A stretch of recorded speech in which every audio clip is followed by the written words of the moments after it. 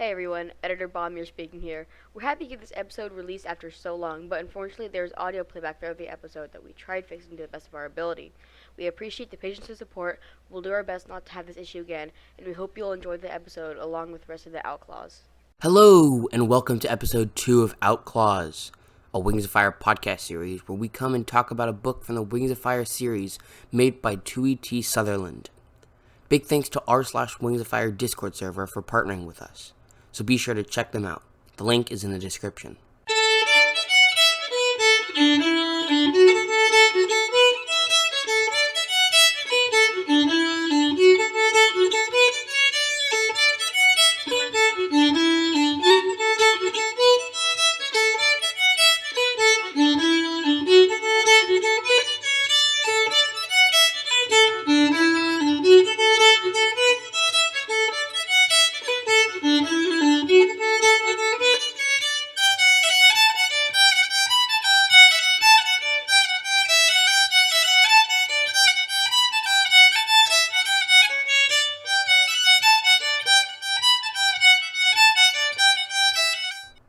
Hello everyone, welcome to the second episode of the Wingsoffire podcast titled The Outclaws.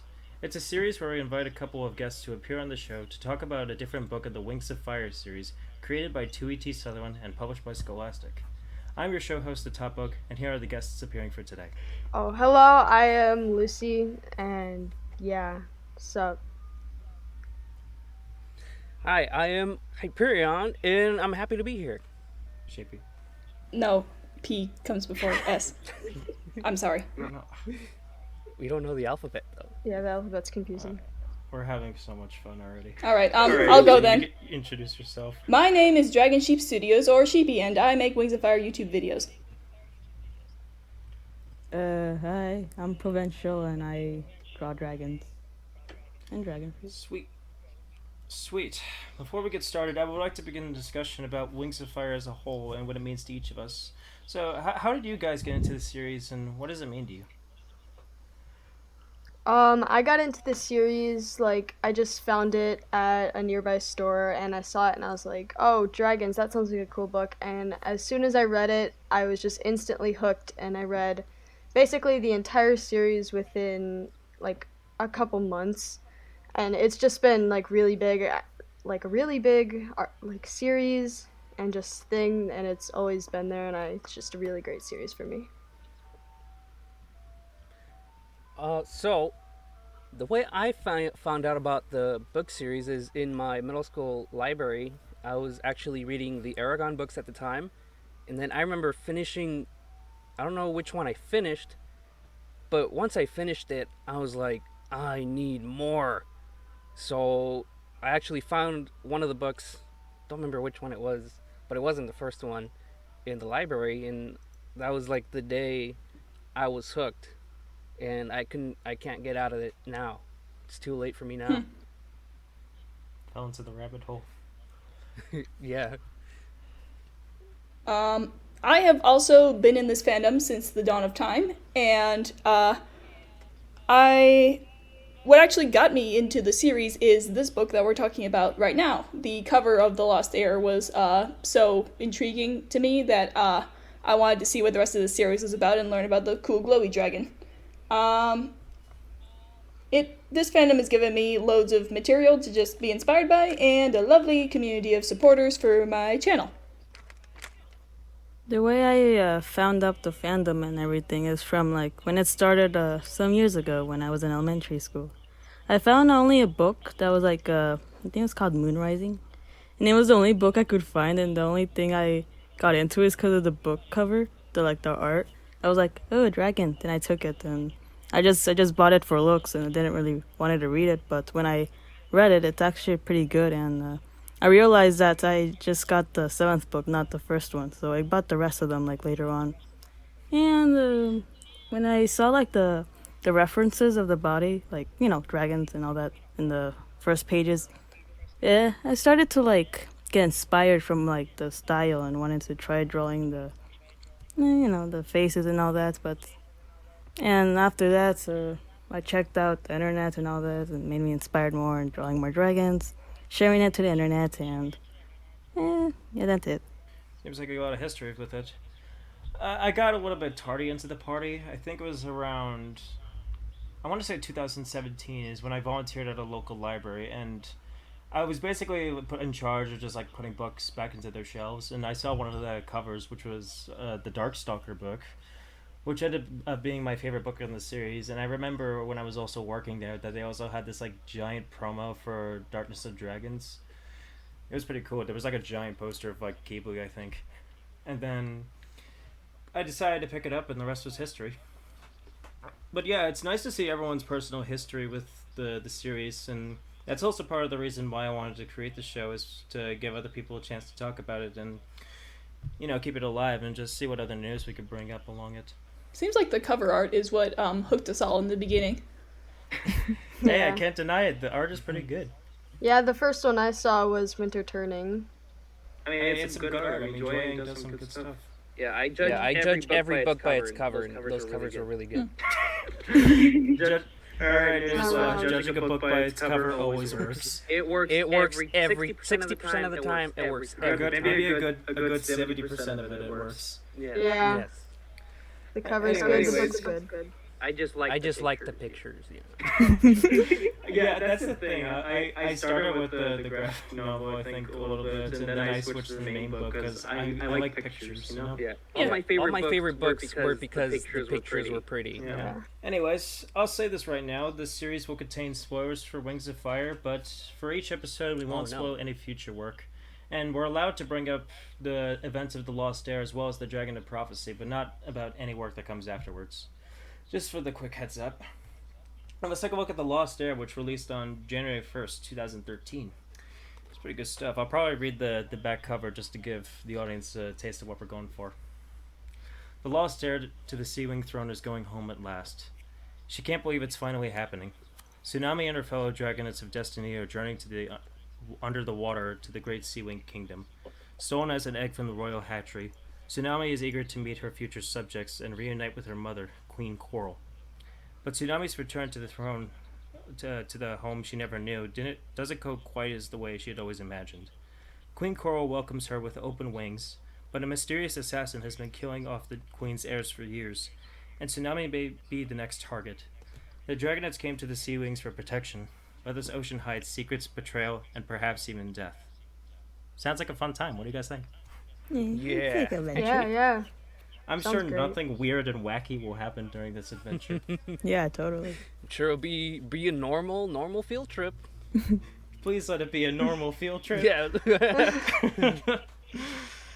So before we start, I'm wondering what's your guys' general thoughts about this before we go into it? Did you like it? Didn't like it? I have my general thoughts. I like its overall murder mystery theme and how it handles our first look into the cool world building that makes up the Sea Kingdom. This book was definitely what solidified the Sea Wings as a favorite tribe for more than a few of my friends, and it lets us have a deeper view of Tsunami as well, and that was nice. Yeah, fun fact, this book had 2 alternate titles. The Princess Murders. Yeah, I've heard about that one, actually. And The Last Heir. I didn't know that. That's a cool title. I mean, I was expecting the Princess Murders. I wasn't expecting the Last Heirs, since there are 3 of them. But I guess The Princess Murders. whatever works as a title. I guess Princess Murders was probably too violent Yeah. for Scholastic. Yeah. Or the Princess Well, did they look inside the book and see what sort of violent content is in there before they said that title was too violent? Yeah, I'm pretty sure there's probably a lot of stuff here, and especially some parts that happen midway through is pretty violent, and I'm looking forward to getting to those. But That was brutal. for my general thoughts on this book, I liked it, but I remember the first time around reading it, I was thinking, are we going to get back to the action? Because I agree with earlier comments that this is definitely more mystery orientated than it is action orientated, because it revolves around the numerous conspiracies of the Sea Wing Palace. So I feel like if people aren't reading the series for the mysteries, they might not like this one as much, but personally I liked it to a good extent. Alright, with that out of the way, you guys ready to start? Yeah. Yeah. Alright, let's get to it. I'm going to start by reading a quick summary of the prologue. Feel free to stop me at any time for questions or comments. Alright, here's the prologue of The Lost Heir. Webs goes to meet up with the Talons of Peace to tell them about his failure and see if there's a way to get the Dragonets back. The leader of the Talons, a Sea-Wing named Nautilus, brings up a backup plan that Webs was never told about because it would complicate things. Because of this backup plan, they no longer needed him, and they ultimately try to kill them. But one member, Crocodile, fights the Talons so that Webs can fly away. As he heads off, Crocodile shouts that he should go back to the Sea Kingdom, from which he was banished, as Queen Korra was apparently in a merciful mood these days, and Webs decides to make the journey home to the Sea-Wing Kingdom. So that's pretty much the prologue in a nutshell. Let me see if I have any notes about that. I thought Webs was dead for sure. Yeah. No, he First managed time around. to fight his own back in the Dragonet Prophecy. He took out like a few guards along with the rest of the Dragonets when they were trying to fight their way out of the Skywings after they invaded. Yeah. Can we talk And about then- the dedication before the prologue? Sure, go ahead. It insinuates that somewhere out there in this world there is a Sea-Wing costume, and I need it. No way. We must find it. Yeah, oh yeah, I You know did what, see maybe that. It that's was the- like, yeah. Maybe that's the plot, is like the secret treasure room of Queen Coral is just the costume. Yeah, we must find it and put it in the museum. I want that It's where it costume. belongs. Time to go on a Oh, quest. We Question, need yeah. that. We need I it. take that back. I want a Mudwing costume because they're the best. And I will die on that hill. Okay. And then I just want to say in the graphic novel, the prologue is when like Tsunami and Starflight are younger and Tsunami reads the missing princess scroll. Yeah, you Right. don't get the same prologue. Yeah. No, because they're completely different, actually. To be honest, I feel like the book does it a little bit better because we already have like enough information about the missing princess through like various dialogues in the first part. Yeah, and Which, Crocodile. the prologue does like in one page. Crocodile kind of So, came out that of was- nowhere in the book. So I thought that Sorry. was better. Oh yeah, don't forget Nautilus. I don't think Nautilus was in the graphic novel. Either. No, he is. No. He is? Oh yeah, Well, yeah. I- he is. Yeah, I he's didn't got a read very it. small part. He's kind of forgettable in there. I saw like a couple panels of the graphic novel, so I don't know what's been changed or what hasn't been changed. So you guys are probably gonna have to fill me on that. As Yeah. we're talking. Yeah. I haven't read the graphic Doesn't- novels. Doesn't Oh. he show up, or is that a different dragon when like Tsunami is like spying on Riptide in like the Yeah. second chapter? or Yeah, he shows something? up there. Does he? Yeah, I think Riptide so, talks to him. probably. Yeah. Oh yeah, because he's talking with Riptide. Anyway. Yeah. And none of the Talons know that the Skywing egg was destroyed, and they were still trying to go with their secret plan that they've been talking about a long time. And I think this also reveals that Webs is probably the closest to the Dragonets, and he couldn't really stand the thought of them dying after everything he'd done to give up the prophecy. And I think he said the worst 10 days of his life are the ones between the battle where he abandoned his queen and the day the Talons had found him. So I thought that was pretty interesting. Like, I think Webs, like, is definitely a character that I wish the series would explore more. Like, he does get his times to shine, but I feel like there could be more done when it comes to following him. Yeah, he's interesting. Mm-hmm. Yes. Is he the only one that's alive out of the Guardians? He Yes, is, yes, he is. Yeah. What was it? Hydra, I think, yeah, or Heater. I don't remember the name. But I say like. But he was killed in the Hivitor. beginning. Oh yeah, don't forget We've Asha. been doing that a lot. Asha died too. Well, we can make like a divorced, beheaded, died sort of thing happening with Oh, all. yeah. Oh, Guardians. my. Yeah, and then I think I remember you seeing your message in the live chat of the first episode I appeared, but I remember when you. I mean, yeah, you were right that. What was it? Scarlet literally told Doom to kill himself before snapping his neck, which was metal. Oh. Honestly, like I thought that was quite brutal, and I was just like, oh my. And Yeah, then, of Wings of course- Fire is not for kids. And of course, Kestrel was killed by Blister in the end when she had her throat slashed, She and then was the unalived. Perfect for like kids. pulled through. Yeah. All right, it's Heater apparently, according to the live chat, and Heater. we've been having that same issue with the first episode. I can't promise that I'll not make that issue like every time in the future, but sorry. All right, is there anything else you guys want to bring up about the prologue, or should I start talking about the part 1 summary? I wish we got to know more about Crocodile. She seemed interesting. Yeah. Oh yeah, Crocodile. That was another thing. She kind of came out of nowhere in the graphic novel, but I'm glad she got an introduction in the book. Well, yeah, because I think she was supposed to be an infiltrator for the Talons of the Peace. I mean, she had already told that to Webbs while they were out in the forest. And yeah, like when I first read about her, I was like, oh man, I want to read about her more. And then later in the book, like, I just thought, oh, I guess that's it then. Like, Yeah. I like the series a lot, but I feel like sometimes it has the tendencies to include characters for like 2 or 3 scenes before leaving. But I guess that's what happens when you have a series that like introduces a lot of characters. Yeah. But that's fine. All right, ready for Act 1? Yeah. I'm ready. All right, here we go. This is Act 1, The Edge of the Ocean, which spans chapters 1 through 6. And it follows the perspective of Tsunami. The act begins right where the last book ends. The 5 Dragonets of Destiny have just left the Mud Kingdom and have decided to make their way over to the Kingdom of the Sea in order to find Tsunami's parents, who, as we learned, are the King and Queen. Just as they're trying to figure out how to approach the problem of where exactly the underwater palace is, the Dragonets spot a Skywing patrol flying their way. Everyone hides, but Tsunami thinks that one of the Skywings has spotted a Dragonet and is about to call for help, so she tackles him. With Clay's help, she knocks him out by forcing him underwater. They pin him under a log on land, and Tsunami is criticized for attacking a Skywing that may have not actually seen anything. Later, while the Dragonets are asleep early in the morning on an island part of the Bay of 1,000 Scales, Tsunami wakes up guiltily and decides to go swimming. She finds another Seawing named Riptide, and after some stripe-based miscommunication that results in him attacking her and Clay, she is able to explain to him that she didn't mean any harm and simply doesn't know Aquatic, the language that he was trying to speak. After explaining that she's the Queen's lost heir, roll credits, and that the 4 other Dragonets are the Dragonets of Destiny, Riptide agrees to take them directly to the Queen, and they meet with a group of guards that take them to the palace. And that's the summary of the first act, which was pretty nutty. Yeah. I thought this was interesting because in the beginning of the book, or in the beginning of the first chapter anyway, like, Tsunami was clearly shaken about the Sea Wing's death that she killed in the Sky Arena. Yeah. Gil, yeah. Like, that's going to be, like, a common theme throughout the rest of the book, is, like, her learning to, like, deal with her guilt and then trying to become a better leader as a result of it.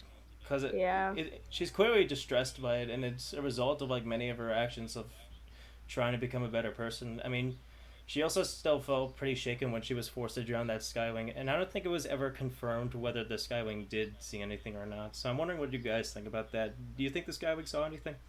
Well, I think that's sort of just happens in like war and stuff. You don't know if you made the right call or not when it comes to these sorts of fights, and I think that was kind of a realistic detail to throw in there. And talking about like Tsunami's character arc, it's interesting to see her dynamic with Starflight because usually people think about her and Glory as the ones that sort of butt heads, but she's usually arguing with him. And I think that toward the end of the book, they sort of they're learning to become more like each other. I think that's definitely true, yes, because like Tsunami is trying to learn to be more smart about things and more cautious instead of jumping head first, while Starflight learns from Tsunami to be more brave. So you are right how their characters play off of each other quite well in this novel, which I do appreciate quite a bit.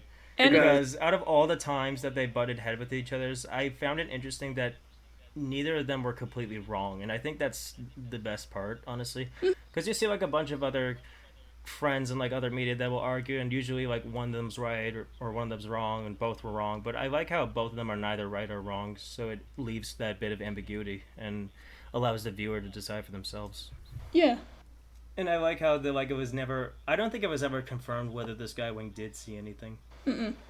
No, it was not. But they had like this big argument scene in there too, where they're all like yelling at Tsunami, like, yeah, you didn't see anything. He was just yawning. And I think this book like continues to slap Tsunami in the face with like, oh, violence has consequences. Uh-oh. Yeah. Yeah, I mean, it kind of did. Like, I mean, especially with like Gale's death on the Skywing Palace, like I felt that was a bit of dose of reality. But other than that, I probably think that the Skywing did see something.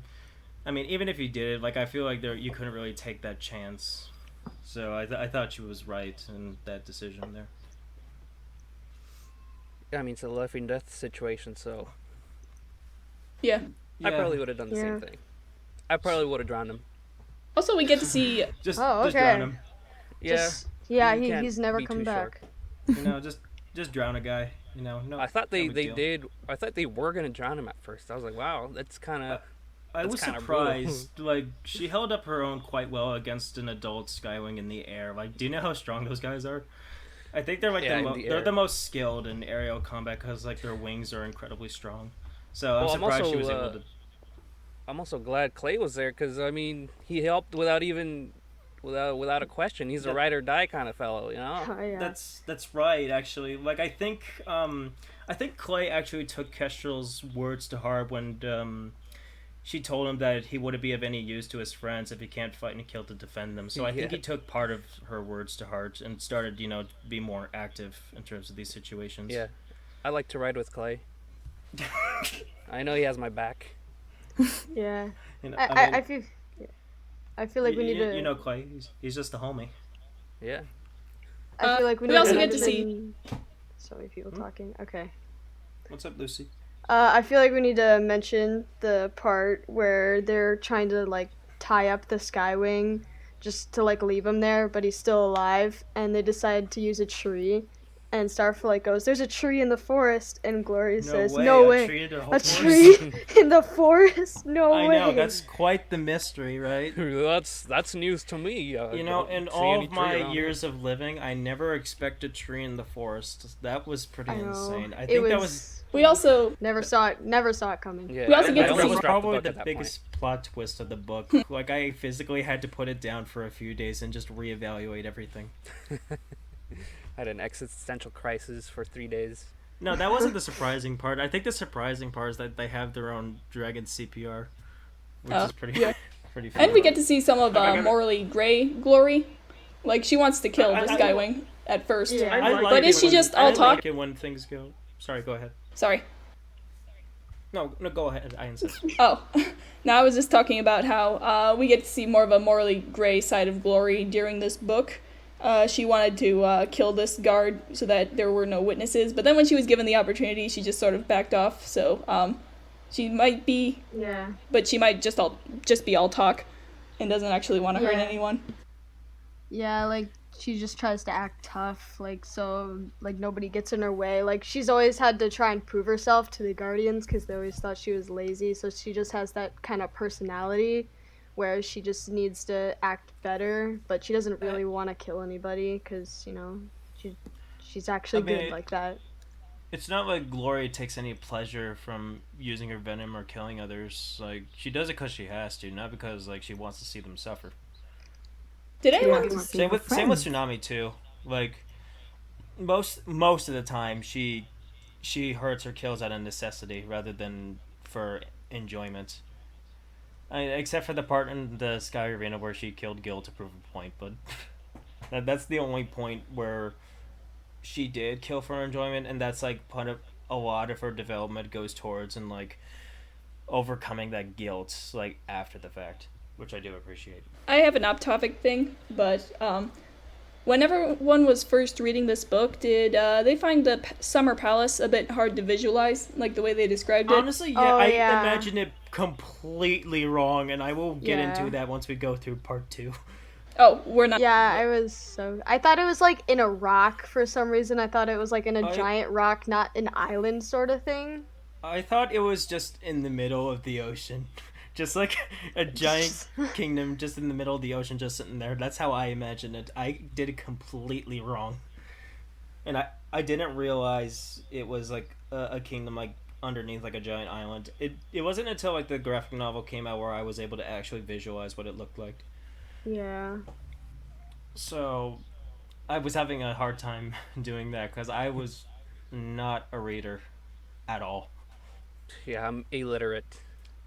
Yeah, Nice. same with the Deep Palace too. It's just kind of hard to visualize because there's just so many different options it could like look like. Yeah. I mean, that's the thing with like reading. Like, it's usually your vision, so you really gotta fill in the blanks for a lot of different things, and that'll result in different interpretations from a lot of people. But that's the fun of it, right? You know, you get to picture it in many different ways, and everybody probably pictures it in a different way. Just gives you more options. My way is the best way. Right. Right. Just one people reading. Yeah. I Yeah. forgot. I'm Just sorry. mine. Just mine. Hyperion, your interpretation is superior. I I forgot. need a lot of reassurance on this. No, alright, I believe you. But yeah, I think the Bay of a Nice. Thousand Scales was described as green and white islands glowing with scattered jewels in the ocean below them, and I imagined that completely wrong because I thought it was just like regular islands. I should probably Yeah. learn how to read more so I could actually picture things. But I Should guess probably I read a can't lot do more. that. So that's always been a bit of a struggle. Also, because of the maps, I always imagine things like smaller scale than they probably actually are. Right, Yeah, right. yeah. But I mean, thankfully Starflight had memorized a bunch of maps, so that helped him progress Yeah. easily. Yeah, I mean, there's a did- reason they never found the summer palace or the palace, whatever. Yeah, Hold on, I like this comment. Zora Palace in Breath of the Wild seems like a reference idea, in my opinion, from Atlas. Funny thing is that I was actually listening to the Zora Palace theme from Breath of the Wild while I was reading this book. And surprisingly, it fit quite well. It was a nice song that I was listening to while reading. Like, I usually don't listen to music while doing work, but surprisingly it helped me get through the book. a I lot can't. easier I can't visualizing work more. without listening to music. It's just what I do. Oh, really? Yeah. So that was pretty funky. Yeah, I didn't realize until like I was on Arc 2 that the Bay of a Thousand Scales has like 1,000 islands. That's what the 1,000 scales means. That didn't really click. Do I have... Hold on, Yeah. I'm reading this comment. Do you have aphantasia, TopBug?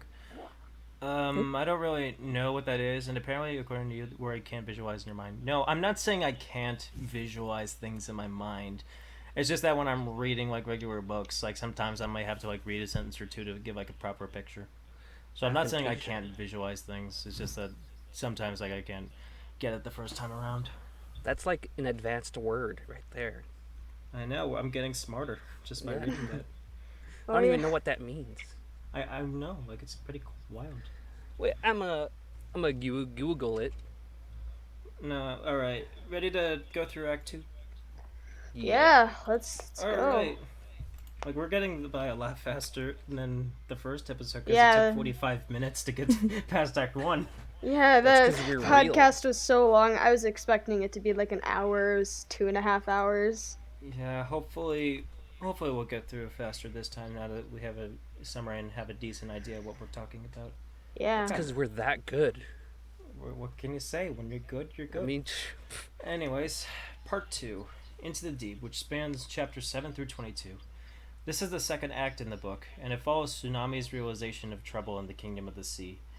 And this one's kind of long, so feel free to stop me at any time to give like any thoughts or input. Tsunami is introduced to her mother, Queen Coral, and she also has a wake-up call when she learns that she has another sister named Anemone, competition for the throne. She is also an animus dragon, a dragon with a special kind of magic that has the power to manipulate objects and people into doing whatever the user wants. Anemone is tethered to the queen at all times and is never allowed to leave her side. Queen Coral locks up the other 4 dragonets for their protection, and after some chit-chat, she is allowed to participate in the next day's council meeting. In it, it is revealed that a body has been found extremely close to the palace. When the queen and her council went to go investigate, along with Tsunami, it is revealed that it is none other than Kestrel, with a sandwing stab wound and a slashed throat. After going back to the palace, getting some sleep, and having a chance to talk to an enemy, the next council meeting takes place the other day. In it, the chaos in the Sky Kingdom is discussed, and Tsunami learns that the Sea Wing she killed in the first book and in the Sky Arena was none other than her father and the king, Gil. Amidst this horrible, guilty feeling, she is also subjected to the torture of Whirlpool from his terrible aquatic lessons. Ooh, I have something to say about this. And What's up? The book that they were, that Whirlpool was forcing her to copy him was called The Tragedy of Orca.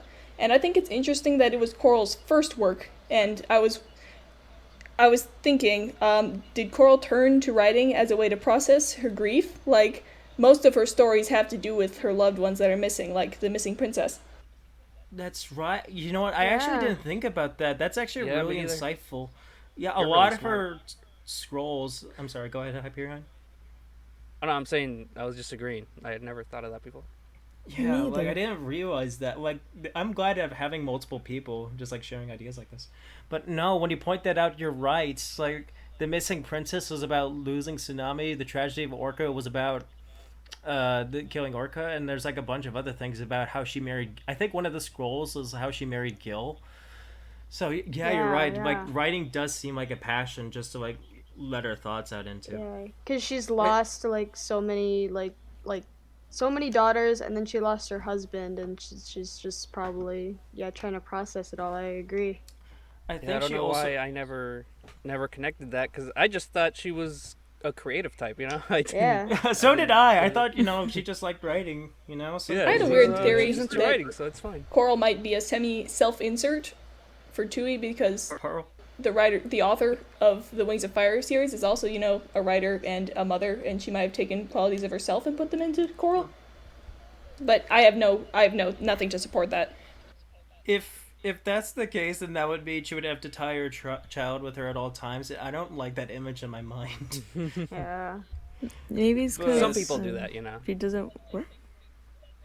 It's I mean, I just get that. Like too sometimes overprotective. you'll take like traits or people from your real life, and that'll have you inspire somewhat of your stories. So I get that. So I think there might be like a chance that could happen. Were you saying something, Previn?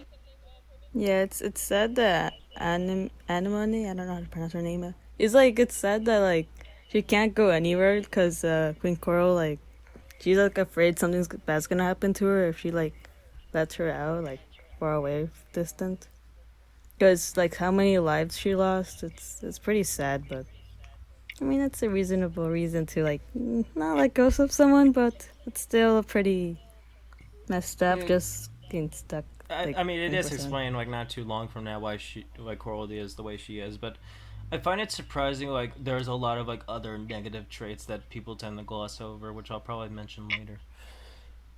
But yeah, I understand like the way Coral is, but I'm not sure if like I fully agree with her. Anyways, back to the summary.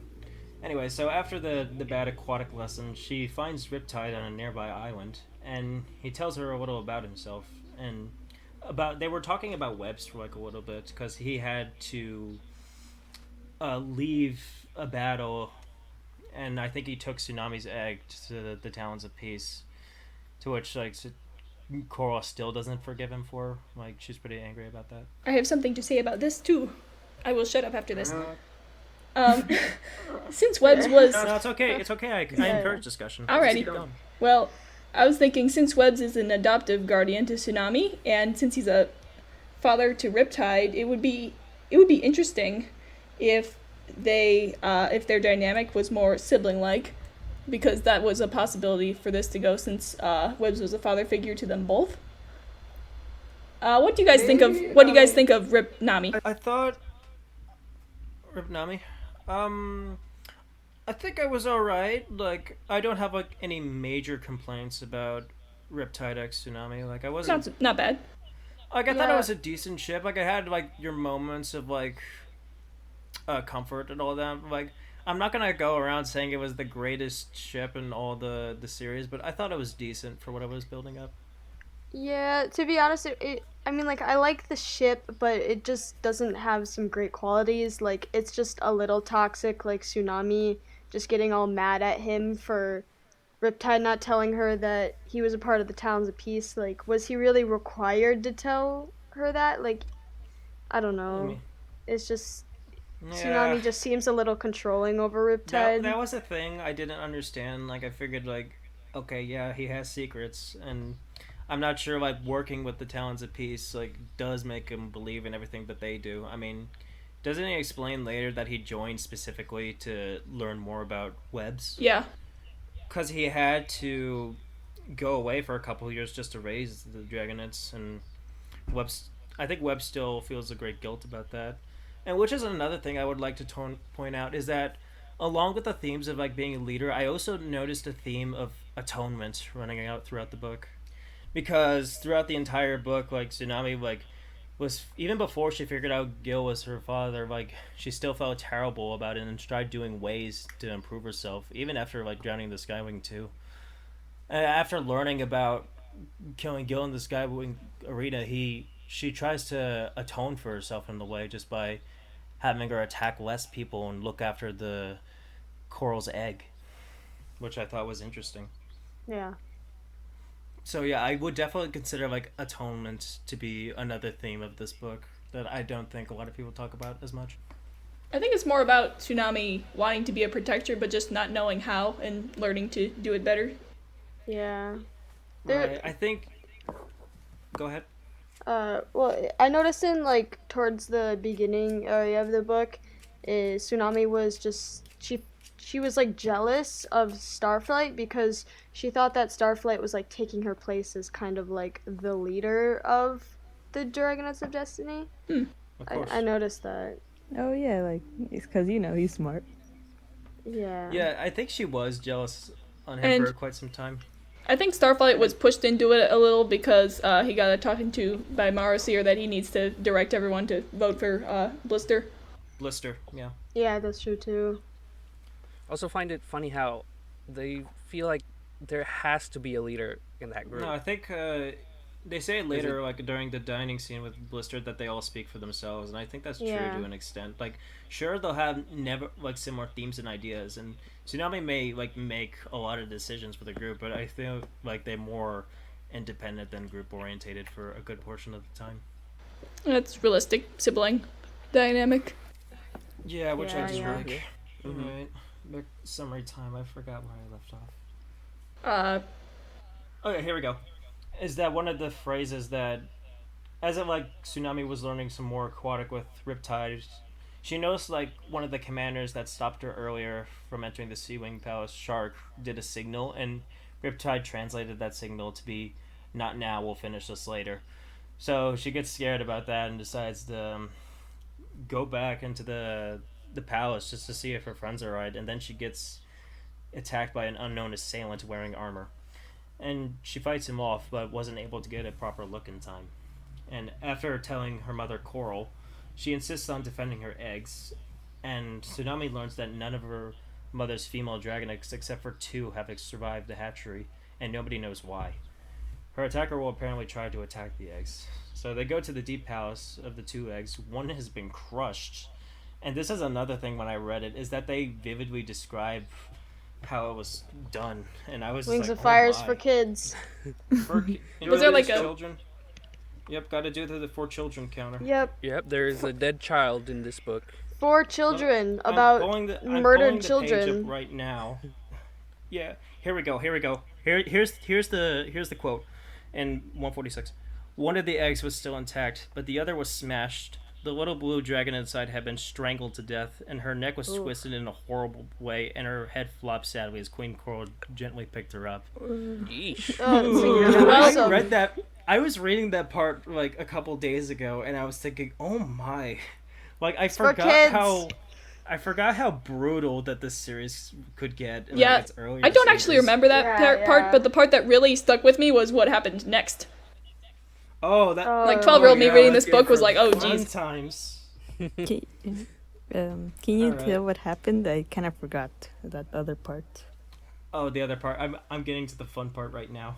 Okay. So after this very fun part. So after one of the Dragonets has been killed, like Coral decides to go over to Tortoise, who failed to defend the eggs, and she rips out her teeth one by one before taking her claws, digging it to her underbelly, and then smashing her head against the reef.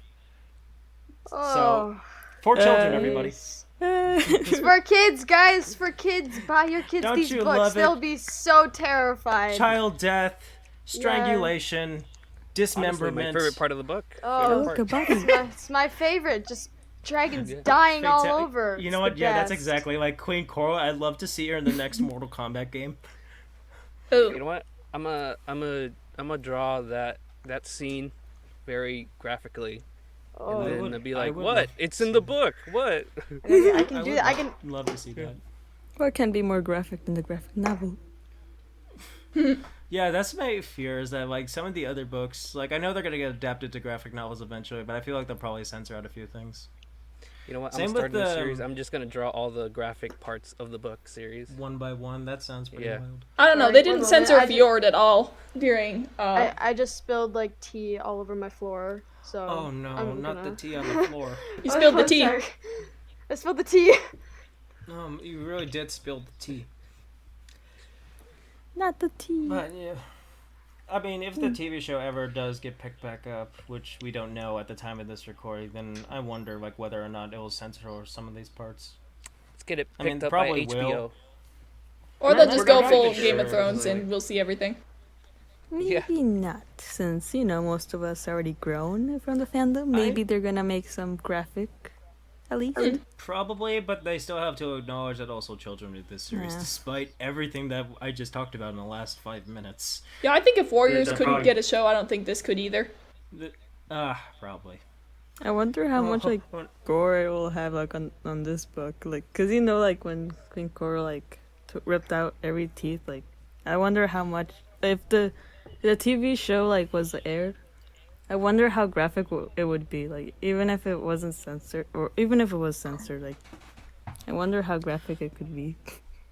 I think I actually looked up the graphic panel of Coral doing the little funky dance to Tortoise, and like it was a little bit graphic, but it wasn't as graphic as I was picturing. It's were funny having how fun. I can't picture a palace, but I can picture perfectly about the teeth ripping. What about I clearly got my priorities, you know. What about Kestrel? Like, what was Oh, your yeah. like your guys' reaction, like knowing that they found Kestrel's body? They found Kestrel's body. I mean, it wasn't really a surprise to me because that was revealed in the epilogue of the Dragonite Prophecy. Oh, I mean, it was just a matter of the rest of the protagonists, the Dragonites of Destiny, to figure it out. So that was pretty much the only mystery part of it. Can we talk about the weird little thing that happened after she wants to protect the egg? Where she rescues some scavengers in a boat? They cut it out of the graphic novel, but I thought it was going to be like a recurring thing with them rescuing scavengers because Clay did it in the Sky Palace. I think that was a common thing in Arc 1 where each of the protagonists rescued a scavenger, but they stopped doing that after the first arc. Yeah, I I was. tired of it. I don't know why. I think because we don't want scavengers, that's probably why. I did not- for dragons. I still didn't think they were humans at this point. I thought they were little monkey things. like, Oh, yeah, I thought they yeah. were like small, like reptile kind of creatures. We should all draw what we they thought were- scavengers looked like before we Yeah. realized they were humans. Very cool. I said earlier that I wasn't an artist, so you're probably gonna get like a weird dog-looking thing to me. Because scavengers kind of sounds like small reptile kind of. I don't know, think to me. that's the point because the scavengers are small in the dragon, so it makes sense. Yeah, and But- it was also said that their eyes were the same, so I just assumed, oh, they have dragon eyes or whatever. So you thought they were like the lizard people or something? Yeah, something like that. Just because of that like, they're like, oh, their eyes are kind of like ours or something. You know I don't that know. wouldn't be too bad if the scavengers were actually lizard people. I would probably like reading Dragon Slayer more. Yeah, lizard man. But Yeah, I but thought only they talk looked about like it a once cotton I top say Cody. tamarin. Sorry, I keep interrupting you. I would probably have to like talk more about that in a later book where they actually bring up scavengers more often because I would go on that for like a long time of how much I'm not a huge fan. To be honest, when I first heard about them, I don't know why, but it just immediately clicked for me. I was just like, oh, those are people. I never really pictured them as anything else. Yeah, I felt kind of the same way. I thought that like it explained perfectly in the beginning, like especially when the Dragonites of Destiny were reciting the War of Sandwich Succession, that they had like little swords or like spears or something to like take down Queen Oasis. So I kind of figured it out that they were humans. But yeah, I mean, they managed to start a war, so that's been kind of fun. You know, just wake up, casually start a war. Yeah, you know, Sometimes. just go for a stroll, get a Starbucks coffee, and then start a war between 3 dragon races. You Wait, know, more than just 3. Start an 18-year war. You know, fun Yeah, times. you know, it's just every Tuesday, you know. It's part of my hobbies. That's definitely a Tuesday. Where is it? Mondays, am I right? Just in case of the Mondays, you start a war. Just in case. It's always the Mondays. Always the Mondays. Hold on, someone. Scriptless Foe asks, do dragons use swords? I believe they use spears and some, like, chestplate armors. Yeah, Because I mentioned remember, that later in the book. Yeah, I don't think remember swords were a thing. It was mentioned somewhere that sea wings use tridents. Oh yeah, they do. Whoa, They do. what? No way. I think Yeah, it I'm was pretty sure it they was use mentioned tridents. in one of the side books or whatever. The winglets books, yes, the winglets. I think one of the We're gonna most common talk things about is that more once we get to the narwhal. winglets. Yeah. Oh yeah, narwhal horns, that too. Narwhal. Yeah, that was what I was thinking of, because I know there was something. It was like in the back of my mind. I'm just thinking, what were the spears made of? Doesn't I couldn't figure. Yeah, because Queen Coral Doesn't has one like Deathbringer on her use, like, tail, and I think shurikens? that's a really cool feature. Yeah. Oh yeah, Right, that right. one's cool too. So I thought that was really interesting. Oh my god, I lost my spots on my. I think doesn't Deathbringer use like shurikens or something? He Like uses Naruto style? discs. Yeah. Let's Just try to keep go. this to Lost Air on the floor, please. Oh, Oh yeah. Okay, Sorry. okay. Sorry, just Yeah. trying to keep things in order. we're just go back on track. talking about Back on weapons, track. jumping all over. Yeah. Okay. Narwhal weapons. No, I actually love weapon discussion. This is pretty fun. Narwhal stick weapons. I wonder I'm like what they're waiting made for someone just to call me out on my fallacies and my weapon knowledge, so I'm probably gonna get like a bunch of weapon nerds coming out here telling me Oh, yeah. I'm about to try and answer like some sort of a spear model or something. Tridents wrong, kind of you're look wrong. like giant forks. Wrong, Yeah. wrong, Wrong. kind of right, and you're also Wrong. wrong. Fake news. Okay, I think you were at the Oh my egg bit. God. Oh yeah, here we are. So after Taurus's death, Tsunami agrees to take the last egg under her protection, and after some arguments, Coral agrees to let Tsunami keep the egg, as long as she guards it with her life. Because if she were to fail, she would most likely receive the same fate that Tortoise did, with the teeth and the underbelly and the smashing head on the coral reef. Ouch. So- Wings of Fires for that- kids. That would be bad. You know, guys, I think getting your head smashed and teeth ripped out would be bad. Yeah, that wouldn't be optimal. You know. No, I bet that it'd would be great. less than ideal. Yeah. personally. No, not good. I don't think so. All right. So, after all that, Tsunami finally goes to see her friends in the Summer Palace and frees them. Blister shows up later that morning, and Tsunami figures out that Blister was the one who murdered Kestrel because she revealed that she knew that her Kestrel's throat was slashed, but Coral said, like, she just got stabbed by a sandwing tail. And it could have been done by the Dragonists because none of them have sandwing tails, including Sunny. I thought this scene So I was thought that- kind of cool because like people usually just like think of Blister as like this cold, calculating person who doesn't say a lot, but she can be really charming when she wants to be, and you can see her sort of play toward like what each of the Dragonets sort of like, especially Glory. She was definitely telling them things that they would like to hear. Yeah, except Try Sunny. to act close.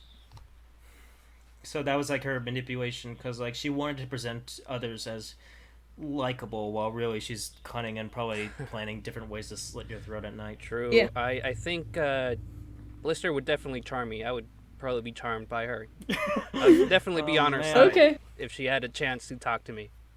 I can't believe you failed the deception check. Well, I mean, she's just so charming. I don't know what's what's her deal, but I don't know. I think- she's not that bad, you know. yeah, Blister, she's hit me up. not. She's not that bad. You know. Just She's she's just great. smart. hit me Like, up. manipulate top your bug. smart. So She yeah, hypes Blister, me up. hit me up at the top bug. Yeah. Anyways, before I go off on Blister, let's talk about the rest of the book. Yes. Yes. Yeah. Yeah. So after the Let's go. nice little dinner filled with conspiracy, Political we're intrigue. taken to an enemy's training where we actually see her animus powers for a few minutes. So she was able to like move like a few jewels and such before she manages to catch a chest plate with a spear in midair. When I first read that part, I thought the spear penetrated through the armor, but no, I think it caught like through one of the holes. Oh, that makes Oh. more sense. Yeah, because when I first read it, like I thought it like went right through Yes. But no, it like Wow. the spear caught the chest plate in midair and then brought it towards the ground. It should have been Is obvious. what I'm remembering. It impaled Like, it to the wall in the graphic novel. I think. Yeah, in the Oh, it graphic did. novel, it went right through. Yeah. I No, there's a remember lot of things I'm probably gonna have to mention if I ever cover the graphic novel. I wonder if Queen Coral knew about the, like, when you use your animus powers too much, you turn, like, chaotic. that. Yeah. Because she was kind of using animus. I don't pronounce her name again. Powers, like, Animus magic. They knew about Albatross. Yeah, yeah. so she must have just like not cared or something, or at least not enough to just like stop her own daughter. using the think so, power. yeah. Sorry, you could go. Because like 2,000 years ago, Prince Albatross was one of the few sealings first known to have animus magic, and he built the Summer Palace. But he also went insane and killed a lot of members of the royal family, along with a couple Yeah, civilians, I believe. Went kind of crazy, kind of goofy that time. Albatross went a little sicko mode, if you will. Yeah. Albatross went, we live in a society. And That's another don't story be for crazy. Darkstalker Hyperion, Legends. why would you put the thought in my head that Albatross is the Joker? Wings of 'Cause I Fire find is it for funny. kids. Fathom, we live in a society. Fathom, listen. They're not like us. We live in a society. Oh my That's god, I would love to cover that once. That's another That'd be story great. for Darkstalker Legends. Another story for another time. Yeah. Wings And of I Fire would is for definitely like kids. to talk It's about great. that. Alright, so after the little hee hee hoo hoo animus training, we find out that there's a spy hidden like above the canopy. And Blister was able to like go through the waterfall, covering her wing beats, so she was pretty smart on that. She's a lot more cunning and intelligent when it comes to like street smarts, and I think like she would probably have won the war, like out of the other three. Mm-hmm. Yeah, probably. So She was the one who decided to make Anyway. this war in the first place. Yeah. So the spy reveals himself to be Webbs, actually, and then he was coming back to like ask for forgiveness from Queen Coral before she said no, mercy denied, and smacked him on the head with her tail, which broke bones actually, and then he was fluttering towards his death. And I think Tsunami and actually Clay like actually prevented him from falling to his death, which is really nice. And I think, hold on, I had this written somewhere in my notes, is that Tsunami actually didn't know why she rescued Webbs after everything he's done, but she also probably- admits that Webbs was the nicest out of all the Dragonets, so it did help. Yeah. She Like- probably like saw him as like an adult or parent figure, and she just like wanted to save him because she still like deep down actually cares about him. Right. Here it is. Like, I don't know, Tsunami thought. Why didn't she want Webbs dead? It had been instinct that set her flying after him. Maybe I want Riptide to get a chance to meet his father, like I never really got to. Or maybe I'm not really to lose our last guardian yet. For most of her life, she had only known 7 dragons, and 2 of them had died within the last 10 days. That seemed like more than enough to her. So, yeah. She wasn't like the hugest fan of Webbs, but she also didn't want him to die either. Yeah. Like, she was actually nice, and she did compliment him, like saying that he did teach her how to like hunt and get their favorite foods. Yeah, So Thought that of was that. also nice. but not aquatic. Did they ever explain why Webb's he didn't teach her Webb's aquatic? never taught her a quad. I think he did teach her about like the stripes, like being like. Maybe He didn't say what the signal. stripes were for, but I think he said it was like to attract mates. Is what he Yeah. said. Uh-huh. Yeah. Maybe he yeah. just wanted her what to I said. stop asking, or What's up? yeah, I don't know. That seems kind of inconsistent. Yeah, I feel like that was just like a lost topic. It was mentioned in the first book that the sea wing stripes were used to attract mates. And then it was later used to be like an actual language. Yeah. Yeah, the it language was thing is just way a cooler, though. forgotten topic. But I mean, how do you attract Maybe- mates without talking? I guess that makes sense. Yeah, that actually doesn't make a lot of sense when you point that out. Maybe that was just a little error, but oops. Oopsie. Sorry.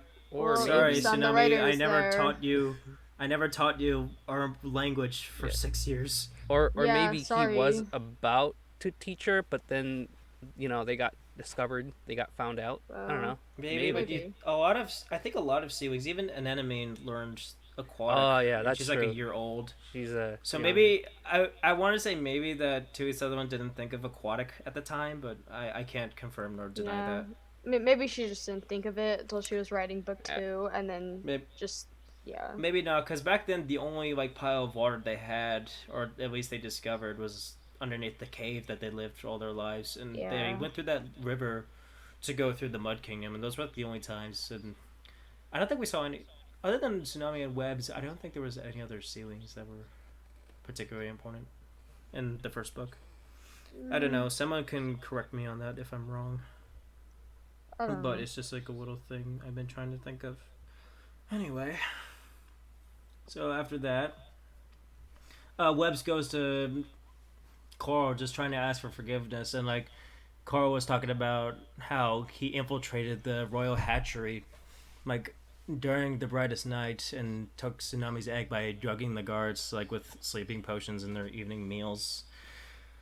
And I think she punished his wife for that because she was instantly put into like the front lines the next day, and that was a bloodbath.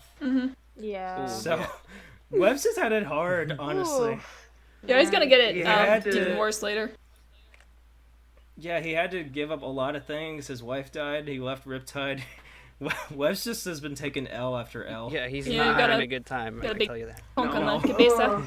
He is having the opposite of a good time. It kind of sounds quite- selfish. It's quite amusing, honestly.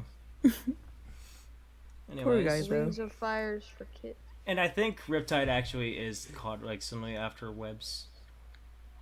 And Blister was trying to manipulate Coral into saying, you know what, they both did it, so you should execute them both. And then Starflight was all like, no, they couldn't have done it because that doesn't make sense. And Blister said, silence, fool. So they both get taken away. Yeah.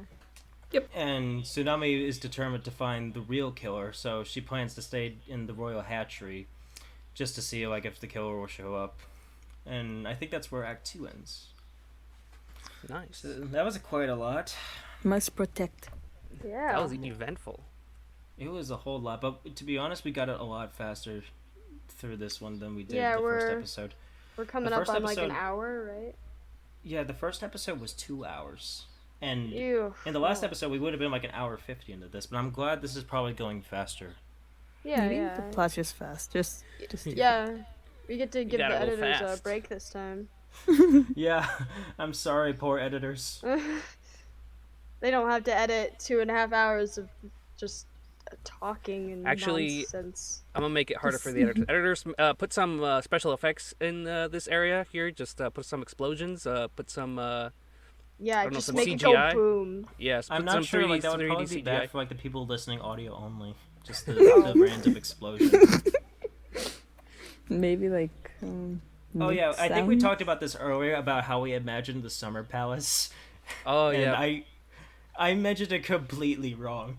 Like I said earlier that I just imagined like just a little kingdom just hanging out casually in like the middle of the ocean. Actually, and I- editors make a full 3D model of the Summer Palace And then and just put it in on the video. screen. Yeah, put Oh, it on yeah. screen. No, because I'll describe it for like the audio only listeners. Is that the Summer Palace was basically like this giant pavilion type thing with like a bunch of different levels, and it's all covered by a giant island that's surrounded over it. And I think that took 10 years to make because of, was it Albatross's magic? I don't remember. Yes, that's Oh what yeah, pushed you him over remember the edge. that. Because it was magicked on top of the thing. He made the thing grow out of the ground, like made the stone grow like a plant into that Right. shape. Yeah, that's another thing. And also the Missing Princess is a required read, and I think Queen Coral actually writes a lot of like the Sealing curriculum, which is Yeah. very interesting. That's a bit sort of Big Brother-y. You know. Guys, the Sealing Kingdom is literally 1984. I mean, they seem the Tsunami was thinking about how they're the citizens are doing okay, all things considered. So it's better than the Sky Kingdom. But they do have their own sense of currency. I think they pay with. I know, like when they were talking about publishing her works. Oh, like they would offer. they're like, Minecraft gold villagers piece for them.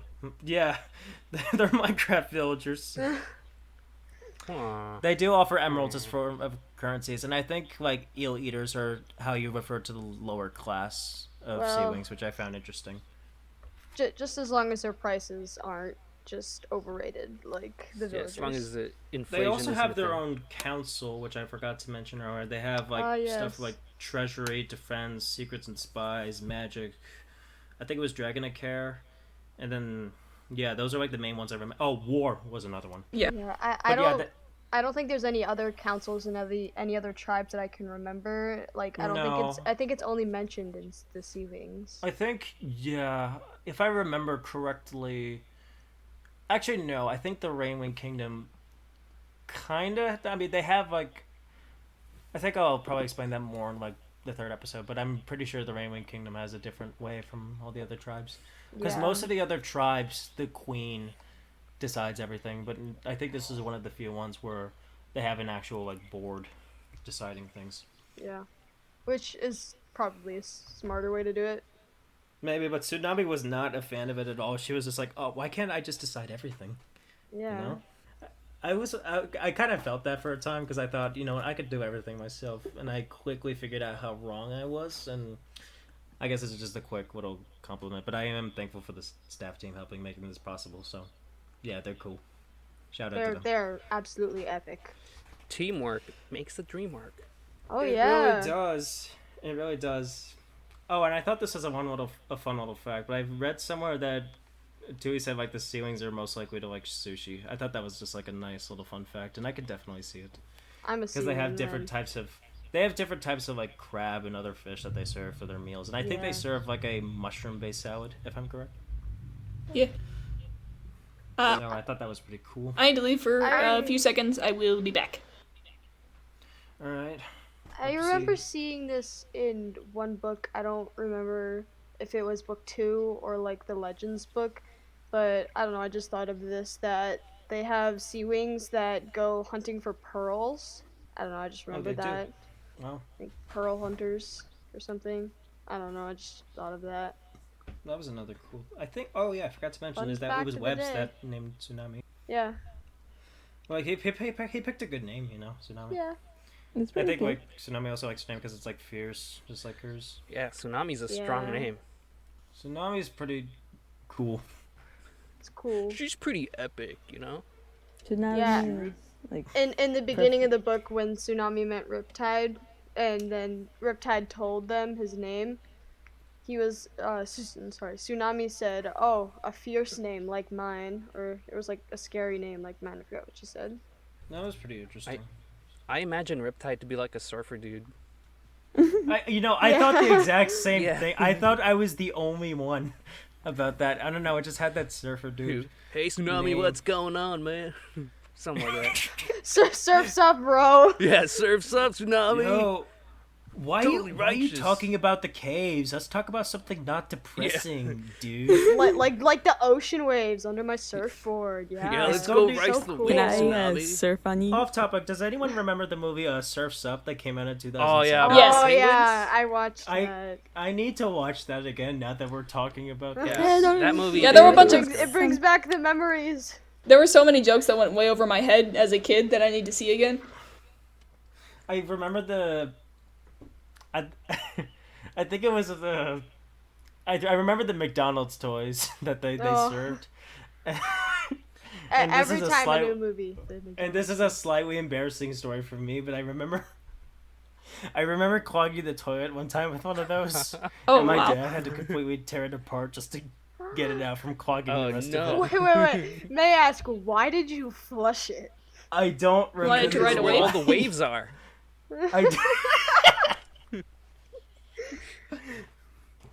You know what? Yeah, that's probably Surf's why I did up, that. bro. Yeah, surf's up. Let's go into the toilet, man. That's where Oh, all the waves yeah. are, man. Best wave pool I'll ever be in. Yeah, I, it's a I love riptide, this. dude. Oh, You guys are making it harder for me to focus on my oh. notes. I'm just here, just like I love confused what you guys are talking about. I have no idea what you guys are talking Oh, about. you We're haven't talking seen about the the movie best Surf's waves. Up? No. Oh, it's been All so of this long is since like I've watched alien that. talk. All right, Provin, I'll make sure it's my personal goal to send you a signed copy of the movie by moi. Give me a free I'm version. not kidding. I'll send you a signed copy of Surf's Up from me to you, if I have to get you to see the movie. Man, that's worth a lot. How much? Yeah, I mean, How- Top Book signed Surf's Up movie. I think that's a pretty valuable collectible. Belongs in a museum. I In like 10 how we're years, just it'll be talking about worth $1 this. million. Like, and people just hear, like, you know, if everyone just listening just want to listen to some The Lost Hero, you know, instead of Surf's Up.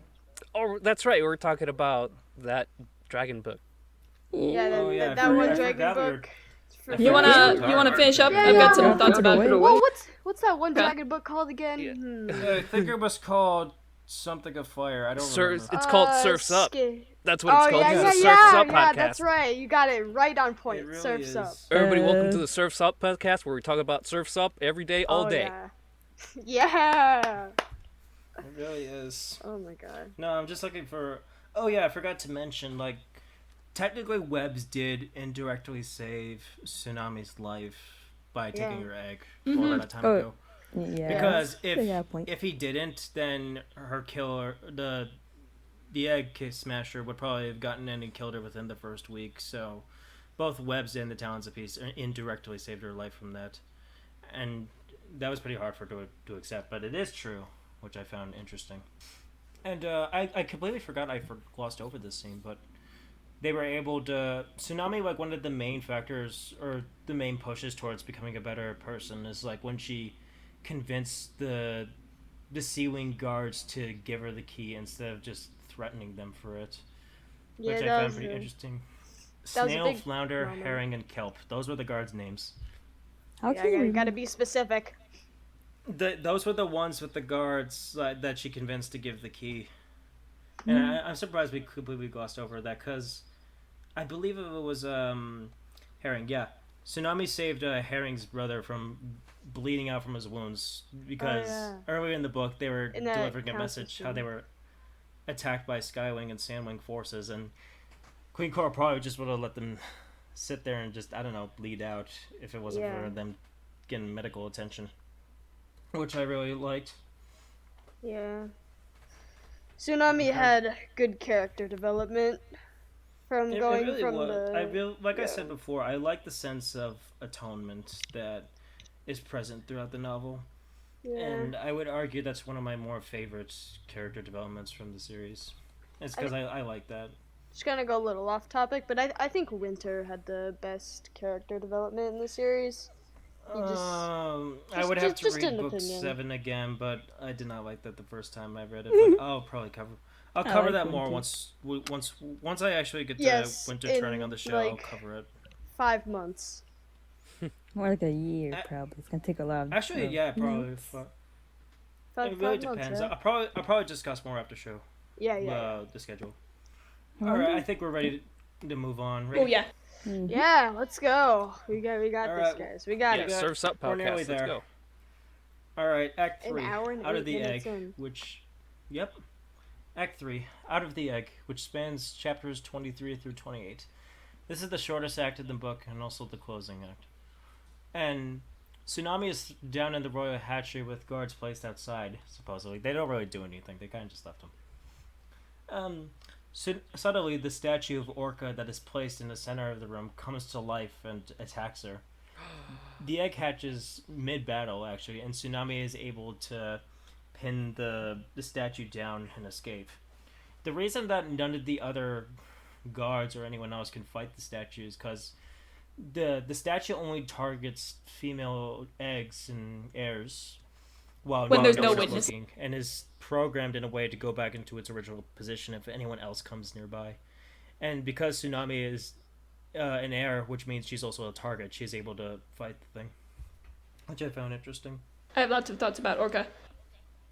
Mm-hmm. Lots of people sort of say she's dumb for not using her animus powers in her fight against Coral, but here's the thing is nobody knew she was an animus. She hid her powers. And I think that's interesting because she's sort of a more devious version of Anemone that did not thought her mother was sort of evil because she's like, no one will be able to stop you now, were her last words. Anyway, Right. I think she could have used like a subtler method to cheat in the battle, but with Coral, but she didn't because she was a secret animus. Yeah. Like even right at the end when Coral was like about to kill her, like in the story, like when they were explaining it, like she didn't even like try and save herself right at the end, even though she probably had that last chance, like when she said to Coral, like, nobody will be able to stop you now. She could have probably cast a spell right then and there and saved herself from dying or being killed by Coral. Or maybe she didn't know. Yeah, that was the thing. Yeah, Orca's last words were, "I did this all wrong. You're going to rule forever, aren't you, Mother? You shouldn't thank me. No one can stop you now." So yeah, you are right. Not She gonna. was able to. I think that was just like her one last act of revenge to make sure that no one else would challenge her to the throne to kill any future heirs. Yeah. Do you think the statue was too unexpected? Did it feel out of place, or like rereading the book, is the foreshadowing in place there? The book, like there are some points like I could figure it out, but I feel like they weren't explored enough. Yeah. Because the Lost Heir is less action orientated, I would expect a lot more to go towards like the background and the lore, which it did for some time. But I felt like Orca herself was like a little bit glossed over, in my opinion. Like there were scenes where they did talk about her like a couple times, but I felt like it wasn't nearly as enough. First time I read it, I was just like, oh wow, we're dealing with this now. But reading back in it, I was actually able to figure out, piece it together one by one. Because they talked about it in the beginning of the book when Starfly mentioned there was no future heirs. They also talked about it when an enemy was bringing it up in the underwater cave. So there were points that they did bring it, but I just felt like it kind of fell flat in terms of that aspect because first time reading it, I wasn't able to follow as much. Yeah. So could use more Orca for sure. I felt like there could have been more about her, but I figured for what it's worth, we got enough information just by reading the book. So I can't really complain about it too much because it gives us all the necessary information we need. I imagine Orca being Orca colored, so just black and white. Yeah, that's how I imagined her at first I too. thought that too when I first read it, but no, she's probably like regular blue or green, like most sea wings. Yeah, that's I was what they thinking, said. like I always thought of her kind of the color as of the statue. It's just statue was green, so I always kind of thought of her as green. But yeah, it would be kind of cool if she was black and white. Well, those regular sea wings. Since most animuses are sort of weird colored, you could have her like a really dark blue with some light blue Orca markings. And you miss. I pronounce them animus. Animus. That's cool. Animus. Animus. Any sus. I'm sorry. And then I'm sorry. gotta keep that in, and then just What put have like you- in Among what have you Us. done? I'm going to over top. lose all. I'm going to lose all my viewers. We've just by lost all saying the that. subscribers. I'm sorry. All We of are them into gone. zero. I'm Question, unsubbing, canceling Oh, the no. Outclaws podcast. I'm sorry. I'm sorry, listeners. I have a question. Wait, are you talking? What is it? Yeah. Hey, you could go on. I'll speak later. Oh, Or were you talking? No, go on. What were you gonna say? No, I was wondering if you guys ever wished that you wanted to hear more about Orca, like her backstory and all that. Yeah. Oh yeah, she needs a winglet.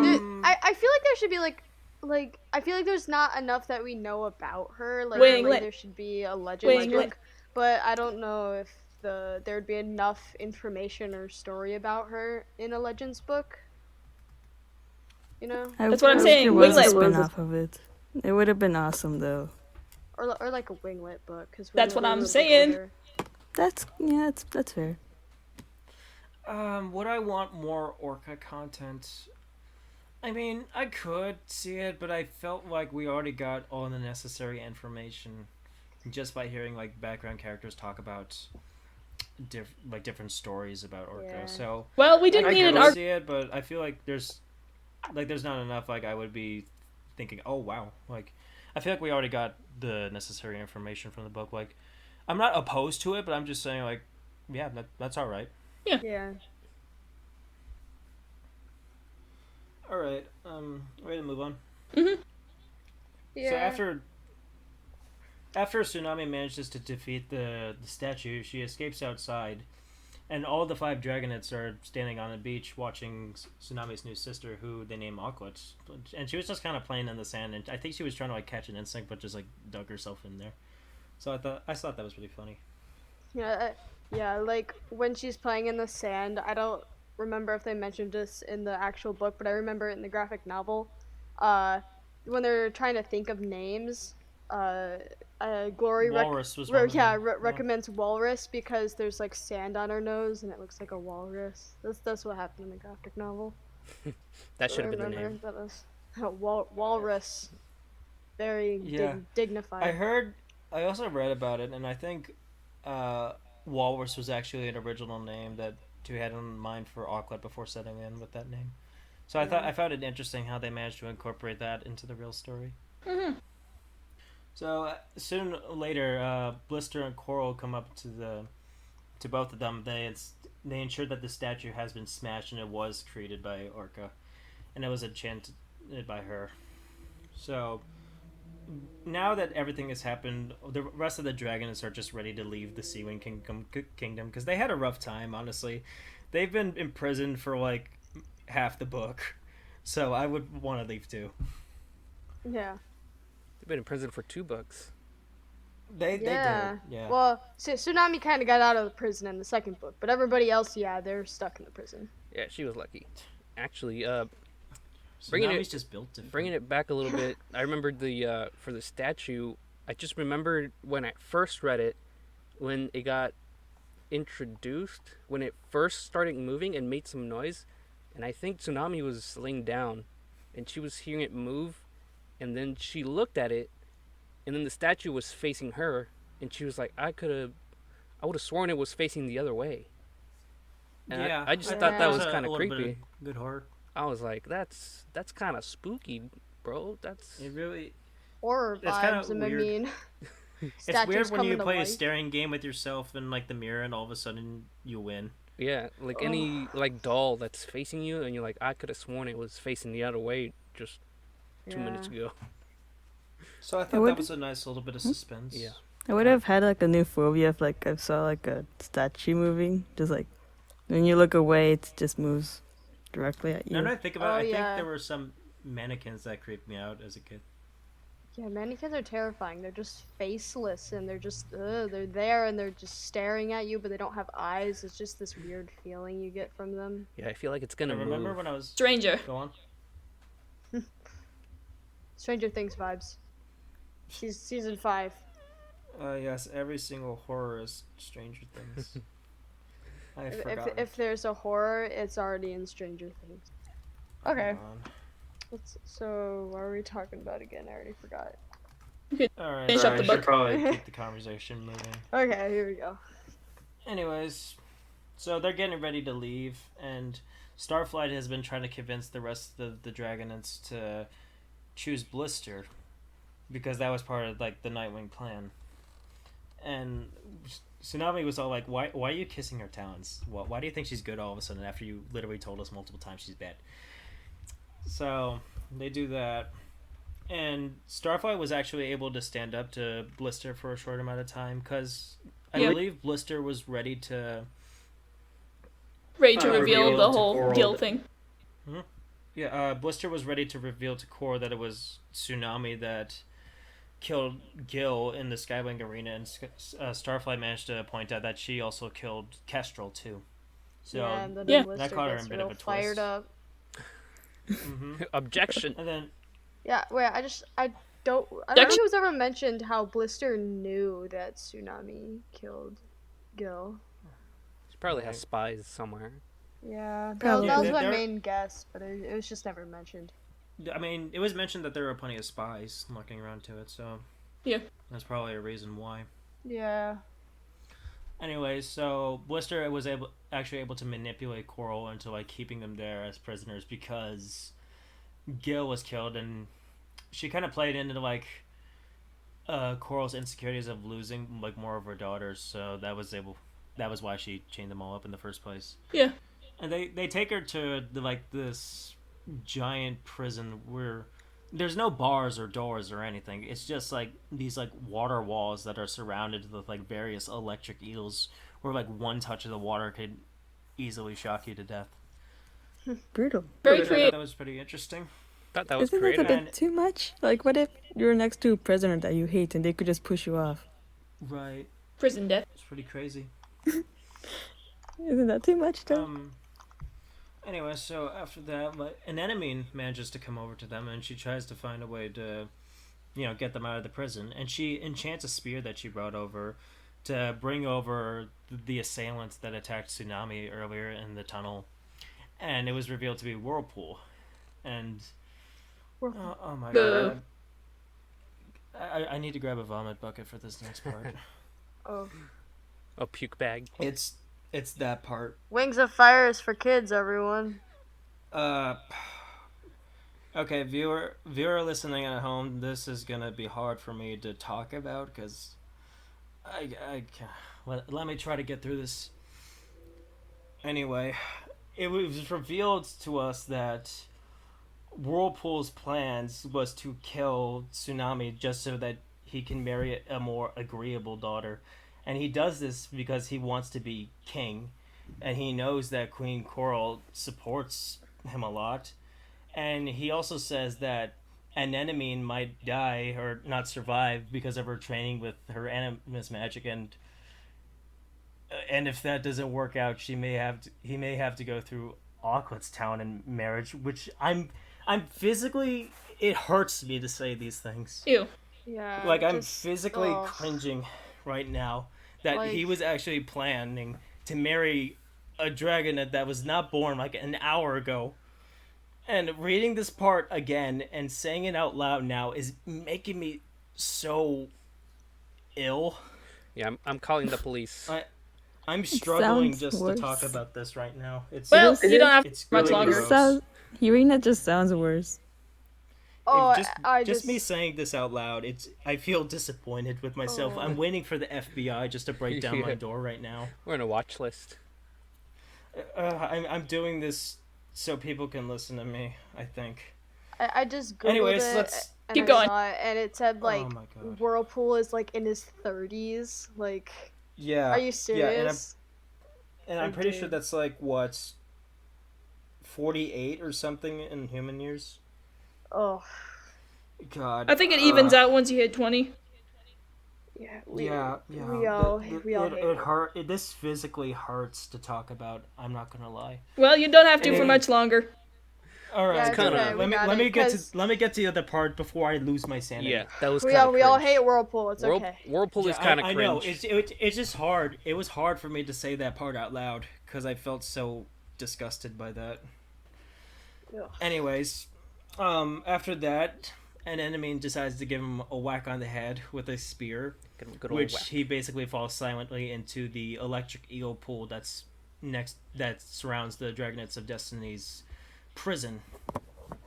And yeah, like an enemy is like visibly distraught about this. Like she didn't mean to kill him. Like I guess she wanted to like stab him or something. And this is like much of her character that will play into later. So yeah, like this moment like causes a bunch of like insecurities for an enemy, which is Good kinda sad. riddance, Whirlpool. I know. I'm glad that he's dead, but I feel sad for Anemone. in a She way. didn't Yeah, deserve because that. like, This is like her first time killing, and she's like Yeah, 8 year old, and which is like it 6 just- in human years or something. it just kind of drives her to like a more darker area for future books. True. It does. True. It does. Those waterfall cells are not OSHA certified. I can tell you that. It really isn't. They are not. Wasn't there like that one meme in like the Wingsoffire community where if you were to Google the equivalent of zero hygiene, it shows Whirlpool? I think so. I'm pretty sure that was a meme for a certain amount of time. Nice. Yeah. Okay. Let's Let's just finish this up. clown I'm on ready to be. Whirlpool. I'm ready to be done after talking about that Oh, part. Anyways, so after they escape, they find out that a bunch of Skywings and Mudwings are attacking the Summer Palace. They're throwing fire bombs. Oh no! Everywhere. Yeah, I know. War crimes are kind of bad, guys. I think Kind of? so. I don't think know. they- If guys, war I crimes think- even exist here. I'm pretty sure this is Burns' army, right? Because she's allied with the Mudwings and it's Skywings and Mudwings. Yep. Yeah, guys. I think just war, death. There's fireballs raining from the sky. Wings of Fire is for kids. I'm For just children, gonna say yep. that every time. just gotta get that counter up. Get Guys, that I counter think- to the highest point. Guys, I think war crimes might be bad for the Sea Wing economy. Yeah, war is bad, confirmed. I think so. Maybe. Probably. You think? That's just a theory. Just- a book theory. yeah. No. Yeah, a book theory. Yeah, sure. Okay. Alright. Anyways, so they also managed to find a crocodile that appeared in the prologue of the book, and yeah, she was cool for like a solid chapter before, she reveals that it was her that followed Webbs back to the Sea Wing Palace, and then, snitched, and now the army's here, so it's kind of her fault that this all happened, but Webbs also feels a great deal of guilt since he essentially led her right back to them. Yeah. Webbs is not having his day, is he? Webbs, no. Webbs is I want justice for Webbs. Yeah. Webbs is very You bad, sort of terrible, have never hashtag good day. justice for Webbs. Yeah. I mean, But- you have to. Yeah, Glory feel uses bad her for him, venom though. on Crocodile and then Ouch. kills her. So I guess that's done. Bye, Crocodile. We Yeah, know you for like 2 chapters. Crocodiles. See it ya, was good seeing you. crocodile. Sorry. Yeah, what? Yeah, so as they're shoot. escaping After a out of while, the canopy, Crocodile. Riptide decides to stay behind because he has to protect his home, even though he might be tried for his treachery. Yeah, Riptide was Yeah. like, "This is my home Freezer. too, bro. I gotta stay So now behind." we Yeah, just- search up, bro. Yo, yeah. dude, I gotta protect Yeah. my home. Yeah, These dude. Skywings and Mudwings are just not cool, bro. Yeah, man. Yeah, these salty ocean waters in my home, bro. Gotta stay. These the Skywings are just ruining my vibe right now, bro. Oh, They're killing They're- my vibe. Yeah, This they're wiggity killing whack, the yo. vibe. I just gotta get him out of my crib, you know? If the show ever gets picked up, I will pay to see Riptide have a surfer dude Yeah. voice. To be- I'm not even kidding. I'll send my I'm life just savings. gonna spend the next hour after this podcast is over and just try and find a clip of a clip from Surf's Up, and then I'm gonna animate it. And then that would be cool. just for yeah. this. That'd be That awesome. will be really fun to have that happen. All right. So after that, they manage to escape, but Webbs gets attacked by Blister. I think she manages to stab her tail barb in his tail. But Tsunami was able to fight Ouch. her off. Yeah. And then a fun thing is that the Tsunami story ended the same way it began. It started on the beach with her refusing to go hide in the rainforest, and then it ends with the beach, but this time she agrees with Starflight, so she's come full circle. Yeah. Episodes of learning how to be a better leader and listen to others. Yeah. I Very think good. that looking at Webbs and how long he survived, that Sandwing venom isn't actually that bad. I think it's meant for smaller prey, but having it stabbed into a dragon, it would take a few days to kill them. Because I thought Yeah, I it took thought a maybe while. because it was just a graze that it didn't affect him as much Yeah, as it a was- regular stab It would was have. mentioned that Blister grabbed on to Webbs and was about to stab him through the heart, but then Tsunami tackled Blister, and then so she missed, but just lightly Scratched hit him. him in the tail. Maybe it's because there's only a little bit of poison and not that much. It was that love. just It was a didn't love kill tap. him. Love tap. That might It was have a been love the tap. cause. Yeah. I mean, the It tail was just a little tap. from the end of the body, so it takes a longer time to affect them. It was. Yeah, not as much Sandwing blood there. venom. Your Sandwing vital venom in a- organs would in a- take long. It was poison a sandwing venom in a loving way. Yeah, Just your toe- nice just a little love tap. venom tap. Yeah. Alright, so after that, to treat both Webbs' venom and to see Glory's home, they next plan to reach for the rainforest, which isn't too far from here. And Tsunami decides that the Sea Wing Kingdom isn't for her. She'll settle in for being the leader of the Dragonets of the Destiny. And what I find interesting about this last page is that with all the other protagonists of Arc 1, they all had their arcs concluded in some way, but Tsunami, hers, I didn't feel was concluded, because, the last line she said in her book was, "So the Kingdom of the Sea wasn't home after all," she thought. I wonder if anywhere ever will be. Yeah, I just don't feel like she really accomplished that much, unlike the other No, books. because, well, It you was- remember home and then left. I found it, I kind of like it when stories don't wrap up everything. because I feel like that's kind of how real life is. Like some things will get left unresolved, which I do appreciate in some aspects. Then it kind of leaves you on like this sort of cliffhanger type thing where you just kind of have to wait until like future books or just kind of like decide the ending yourself or try something like that. I like books that make me ponder after I'm done reading them. Yeah. So that was part 3. So what did you guys think of that before we jump on to the epilogue? It was a bit more intense than the other parts. It was like a lot of part 2 and part 1 were more like conspiracy and like mind game focused, but this one had a little bit more action with the statue and the bombing of the summer palace. So I think that'll probably appease like plenty of the fan base, because I think I would argue that like a good portion of them like prefer more action orientated than like espionage type of stuff. Yeah. Yeah, because I'm not sure. Like I might ask the community. Like I'm not sure if like conspiracy would probably be at the top of the list of like topics they would love to see, but who knows? Like I might be completely wrong about this, but I can see why this one isn't as popular as much as the others. Yeah.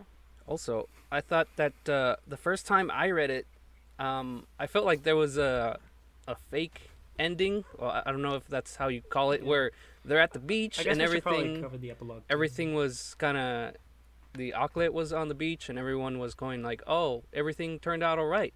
But then they got thrown in jail and then everything else happened. And I'm like, wait, it's not over yet. Whoa. No. There's still more left. Yeah. There's still 3 other books in this arc, so we have to keep moving things along. I was like, oh my god. And, but yeah, I thought part 3 was pretty solid. Yeah. Like, I liked it plenty. And I do think that this book should have been remembered more. Anyways, but another thing I wanted to mention is that Coral decided to reluctantly toss her scrolls into the water because, like, the library is on the first floor of the pavilion in the Seawing Palace. And, like, they would have caught in fire because it turns out the Summer Palace is really easy to burn. So if she hadn't done that, then more dragons would have been killed. That was a pretty selfless act. I remember it was also mentioned in the beginning that all of her scrolls were written in waterproof ink. Yeah, but even if she was... No, they were the originals. She helped others out, too, which I do appreciate. The scrolls were the original things that she made, so they weren't waterproof. And, she was talking about earlier how her writing is everything, but it's really... when push comes to shove, she'll sacrifice it. More than everything. I think we're nearly done, so we can finish this episode. Yeah. Do the prologue. Right? Let's go through the epilogue. Yep, the Lost Heirs epilogue. We see Morosir and Blister meeting on the cliff, discussing how the attack on the Summer Palace went, and it's reduced to nothing more but like rubble and burnt areas now. And Blister shows her displeasure about how Coral and her daughter survived the attack, and that an enemy is no longer willing to use her animus powers. So Morosir mentions that there is another option, and then one of the leaders of the Talents of Peace, Nautilus, talks about the Plan B, if you will, mentioned in the beginning of the book, a set of false Dragonets of Destiny in case the originals had problems, and Blister was willing to meet them. And so they were talking about who to get rid of in the original group, and I think that they are targeting Tsunami, Glory, and Starflight. But I don't think they mentioned anything about killing Clay or Sunny. No. They said those two might cooperate. And yeah, they might cooperate. Marcia was kind of reluctant to kill Starflight, though, because Nightwings are so rare. Was reluctant to kill Starflight because he doesn't like killing one of their own. Yeah. And Blister also called him like the worst traitor ever, so Starflight was definitely pressured to work with the Nightwings against his will. Morosir. Yeah, and then the book ends with the book ends with there's more than one ways to fulfill prophecy by Blister. Yeah. And that's where the Lost Heir ends. Ooh, Very cool. Ooh. We did it. An hour and 34 minutes. That's not bad. What did you guys think of the Lost Heir? I like it. Yeah, it was pretty good. It used to be my favorite book from the first arc for like a year before I started liking like book 3 more. But yeah, it was a pretty good book in general. It's okay. It's not my favorite. But it brings up a lot of like interesting stuff that you get to see later on down the line, just setting the scene wise. Yeah, I liked all the murder mystery with all the dead children. No, I love how that's your favorite part. Wings Enjoy of your Fire is for kids. Get the counter to max. Yes. Right. I think that I remember first time reading the Lost Heir. Like it used to be like my least favorite in Arc 1, but this is back when I also didn't know how to read. I think that looking back at it now, it does have a lot of aspects that I do appreciate, like with the different conspiracies between both the Sea Wing Palace, Orca, and like the other sets of the war. I do appreciate that. However, I do think there were parts that went on for like a little bit too long because they mentioned to focus a lot on like Tsunami because she's separated with most of her friends throughout the novel, and which is Yeah. also applies to some of the other ones. Yeah.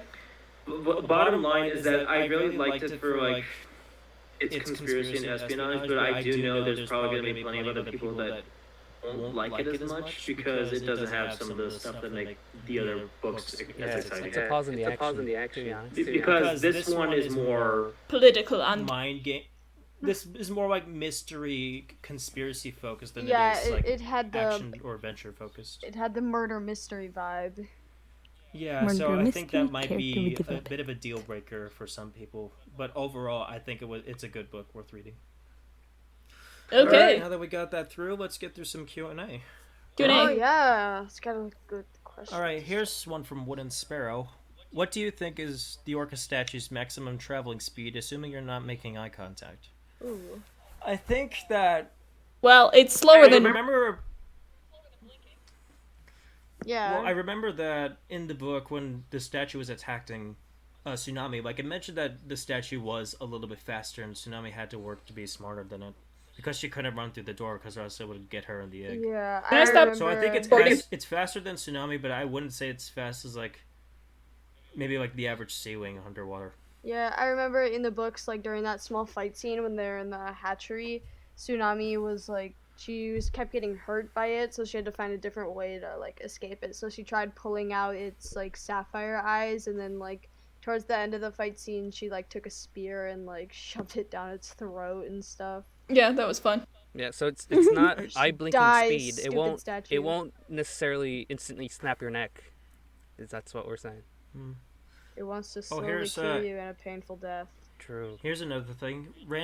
Yes, I think so, said. Random detail, but the Summer Palace attack was the first and only time a dragon punches in the books when Tsunami punches a random Skywing. Yeah, she did do that when escaping the Summer Palace. I can't believe I forgot to mention that. Yeah. Like every other time, it's just like dragons are like clawing each other and biting each other, but no, Tsunami just pulls out her fist and Falcon him. punch. Yeah, she has Great. a strong right hook. Go Tsunami! I want to see She, like, Tsunami's right hook. Yeah. He like straight up attack. Like She's got a messed mean up. one. Choking on my new tea, not the one I spilled on the floor. Okay. Alright, here's one from the Glowing Platypus asking for a shout out, so I'll say hello to you. The glowing platypus. Shout out to the glowing And the platypus. Twilight guy also asks, what do you think would have happened if Whirlpool didn't die? I would kill What him would myself. happen is Absolute what would chaos. happen is that I would probably stop reading the series. I would. I'm kidding. I I'm would- kidding. I don't know. America's gonna happen. I don't know I- what would have happened. I would open if- every house door until I would find Tui's door and just say, "Please kill Whirlpool," and then just like, yeah, just kill him, please. Yeah. I think if he didn't die, Nori he asked, would've- what do you guys think would have happened if the egg at the beginning of the book wasn't smashed? Well, tortoise Which would egg die. are we talking about? We wouldn't get robbed Or- of. We would be robbed of the Oh. tortoise scene. Yeah, probably. Yeah. The Wings of Fire would be more for kids. Yeah, we want to see those teeth flying.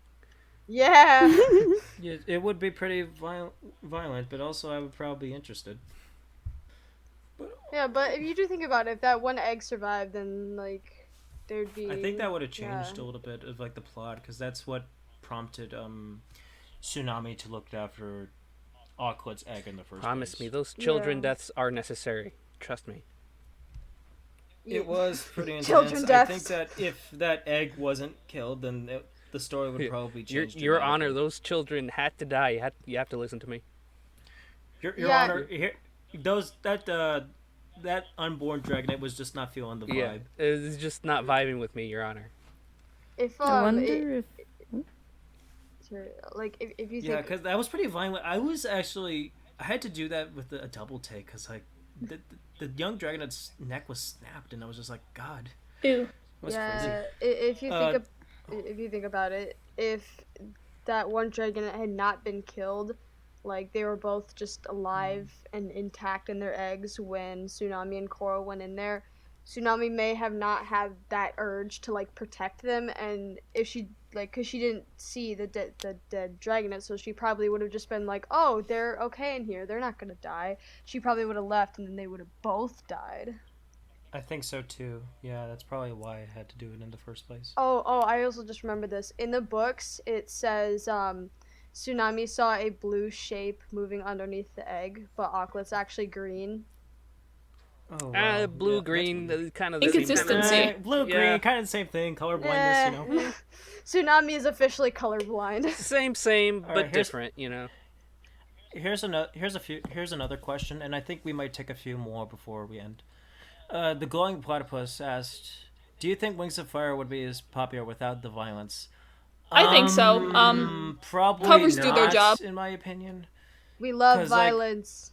The premise of the Wings of Fire as a whole is that they're dragons and that they're prone to like violence and war, and I don't think that would have worked as much if it didn't have the violence. It would probably just like, I don't know, a high school drama but with dragons. Yeah. Yeah.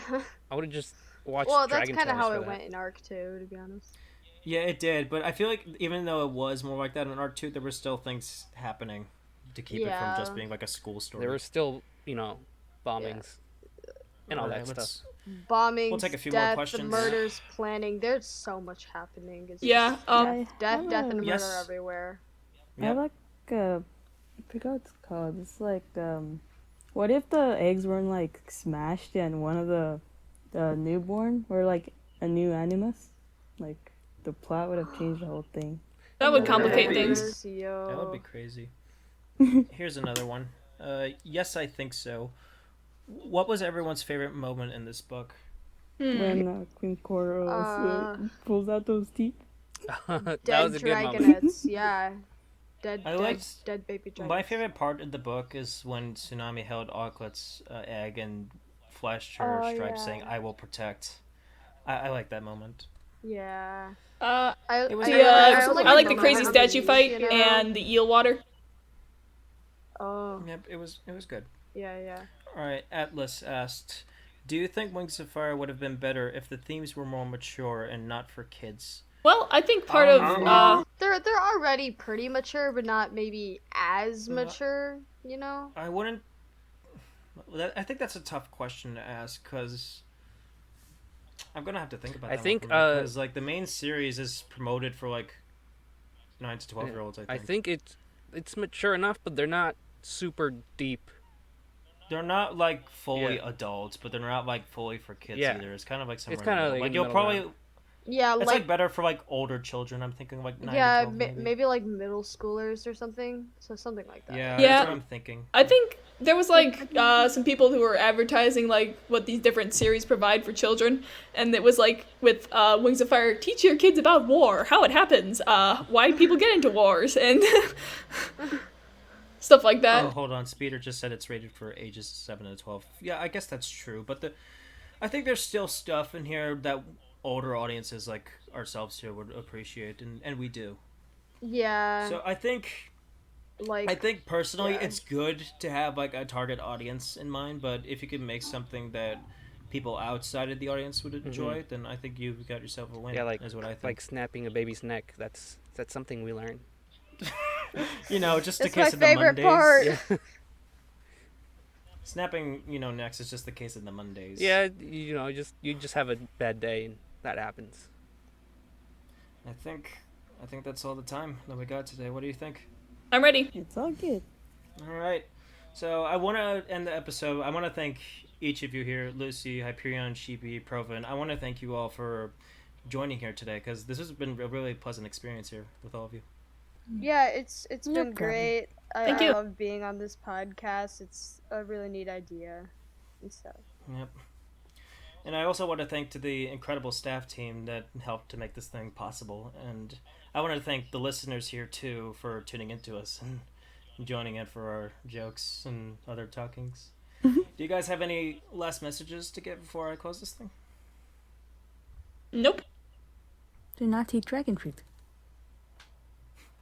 Ah, yes, the power of dragon fruit. Lucy, Hyperion, got any last messages? Oh, you go first if you have anything. I don't have anything.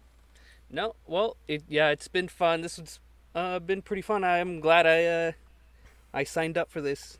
It's been a good hour and a half, and you guys just take care of each other and have a good time. All right. I want to thank you all again, and be sure to join our Discord server for updates about the show, guest application openings, and to interact with our community. And one more time, thank you all so much for joining us, and hope to fly in again soon. Bye. Bye. Bye. See ya. Bye. Forever. See Bye. ya, Bye. Bye. Make sure to check out the Outclaws Discord server, and if you haven't already, check out our other video. Both links are in the description. If you have any questions or want to be part of the show, contact us at outclawspodcast@gmail.com. Other than that, thanks for listening, and we'll see you guys next time on Outclaws.